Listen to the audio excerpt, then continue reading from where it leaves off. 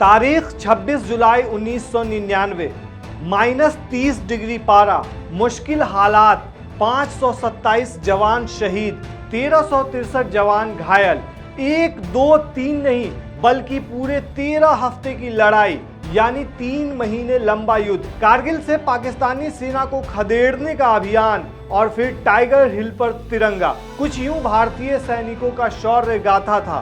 दरअसल आज से 25 साल पहले यानी 26 जुलाई 1999 को भारतीय सैनिकों ने पाकिस्तान को धूल चटाया था। आज के दिन को कारगिल विजय दिवस के रूप में मनाया जाता है। चलिए आज आपको बताते हैं विजय दिवस की पूरी कहानी।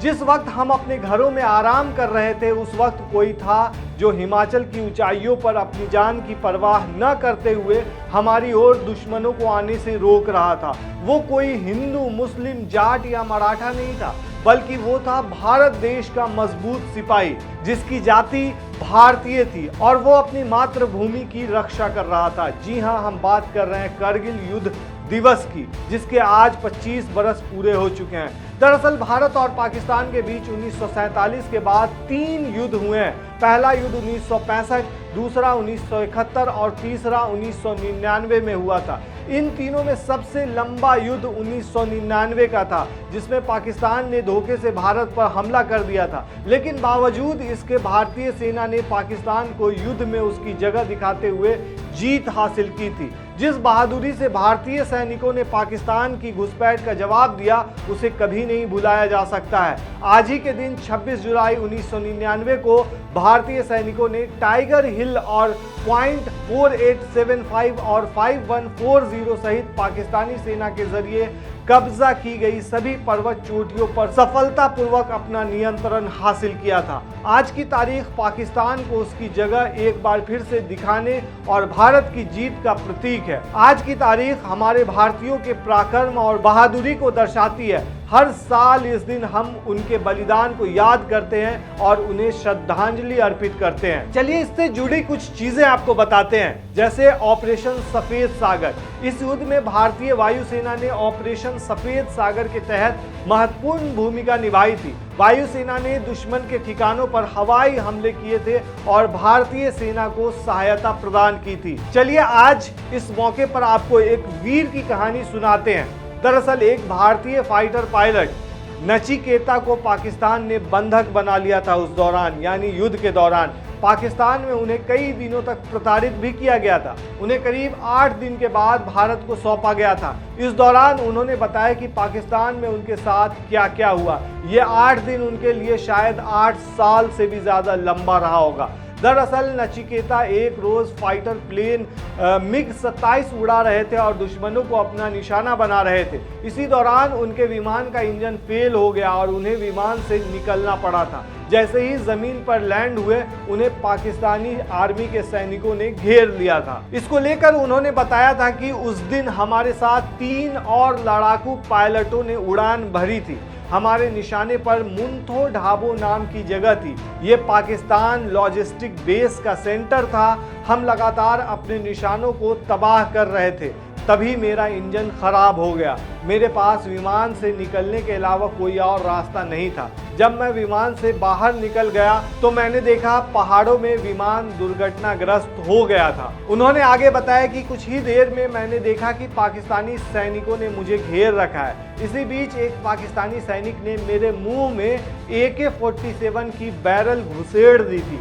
मैं उसके ट्रिगर को देख रहा था। मैं यही सोच रहा था कि ये ट्रिगर पुल करेगा या नहीं करेगा। शायद किस्मत को कुछ और ही मंजूर था। इसी बीच एक सैनिक ने ट्रिगर दबाने से रोक दिया और समझाया कि वो भी सैनिक के रूप में ड्यूटी कर रहा है। इसके बाद मुझे बंदी बनाकर शिविर स्थल पर ले जाया गया।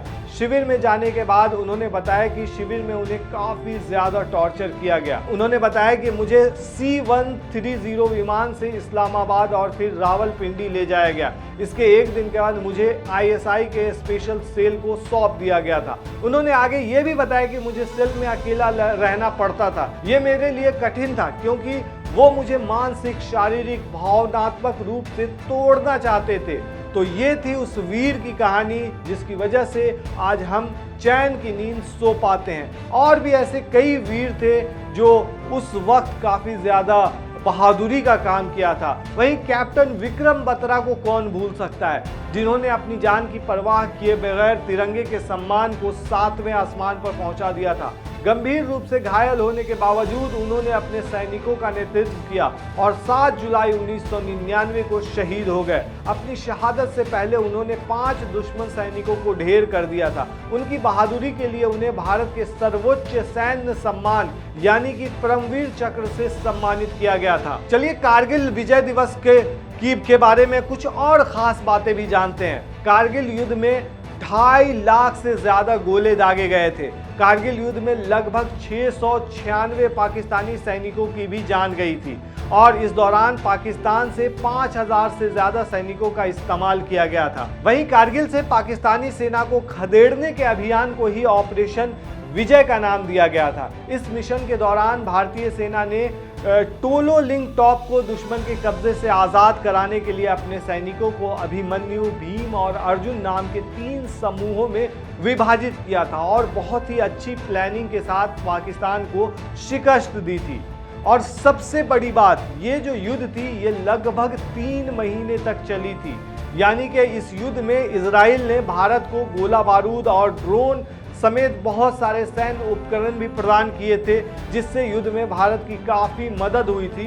और कारगिल की जो युद्ध की जो लड़ाई है वो 1999 में शुरू हुई थी और तकरीबन 3 महीने तक चली थी ये लड़ाई, जैसा अभी बताया आपको। और इस लड़ाई की जो शुरुआत हुई थी वो ऐसे हुई थी कि पाकिस्तानी घुसपैठियों ने नियंत्रण रेखा यानी कि LOC पार करके लद्दाख के करगिल जिले में अहम रणनीतिक ठिकानों पर कब्जा कर लिया था। लेकिन भारतीय जवानों ने अपनी कुर्बानी देकर धीरे धीरे इन ठिकानों पर फिर से अपना कब्जा वापस से प्राप्त कर लिया था। इस जंग में कई बहादुर सैनिकों ने अपनी जान दी थी। आधिकारिक रिकॉर्ड बताते हैं कि 527 भारतीय सैनिकों ने इस युद्ध में अपने प्राणों को न्यौछावर कर दिया था, जबकि 1363 जवान घायल हुए थे और एक सैनिक को युद्ध के दौरान बंदी के रूप में पकड़ लिया गया था। वहीं इस दौरान यहाँ के हालात भी काफी ज्यादा मुश्किल थे। यहाँ की परिस्थितियां काफी जोखिम भरी थी, जिसकी वजह से भारतीय सैनिकों को काफी परेशानियों का सामना करना पड़ा था। यहाँ पहाड़ी की ऊंचाई, जबरदस्त ठंड और ऊबड़ खाबड़ इलाके की वजह से सैनिकों को काफी मुश्किलात का सामना करना पड़ा था। यहाँ तक कि सैनिकों के हथियार भी उनका साथ नहीं दे रहे थे।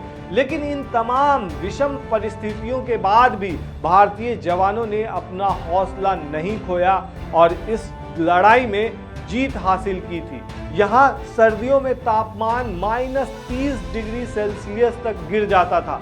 तेज सर्द हवाएं, ऑक्सीजन की कमी के चलते सैनिकों का शरीर शून्य तक पड़ जाता था। हथियार और एयरक्राफ्ट भी ठीक से काम नहीं कर पाते थे। लेकिन इन सब के बावजूद भारतीय जवानों ने कारगिल की चोटियों से पाकिस्तानी घुसपैठियों को मार भगाने में सफलता हासिल की और कारगिल पर फिर से तिरंगा फहराया था। अब ये भी जान लीजिए कि उस वक्त भारत के जो प्रधानमंत्री थे वो थे अटल बिहारी वाजपेयी।